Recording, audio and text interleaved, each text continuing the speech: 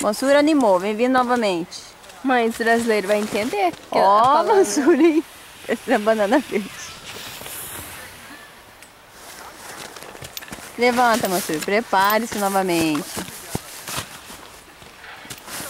Ei, Mansur, Mansur só cai. Tá embolado lá. O Marcos se prepara. Se prepara, mas tá caído. Ó o Mansur, ó o Mansur, ó o Mansur. Ai.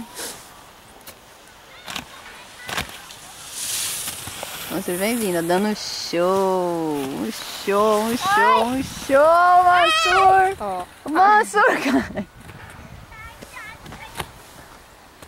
Mãe, a luva tá molhadinha. A única luva que eu tenho. Eu tô estressado já. O Igor está se estressando, ele não consegue. Ajuda ele lá, amor, a encaixar a bota. Não tá nada, que eu não tô conseguindo nem levantar. De cansada que eu tô.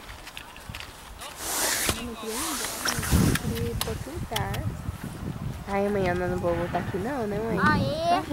Ai, mãe, isso é muito chato. É cansativo. O Mansur está subindo, tô gravando. Olha o tamanho da barriga.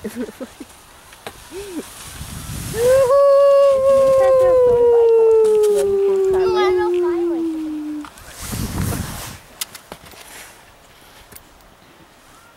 Marcos vem descendo. Foi. Marcos vem descendo, vem descendo, vem descendo. Ai, mas a pior coisa é vir nesse lugar. Ai, é muito cansativo essa bota pesada.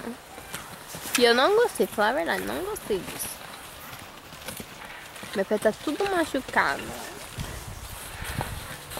Olha, estou gravando. Ah, vai ver assim. O Marcos é craque. Na hora que eu caí lá, eu falei que eu queria ajuda. O Igor falou pra mim, não é seu. Vai, Igor, conseguiu? Eu tô tentando subir. Não, desce pra mim ver. Ah, Desce. depois você vai me ajudar a descer. Tá, eu ajudo você a descer, subir. O Igor já tá craque, ó. Igor é fera. Meu. Ah, que massa, hein? Igor é... Igor, hein? Ah, fera.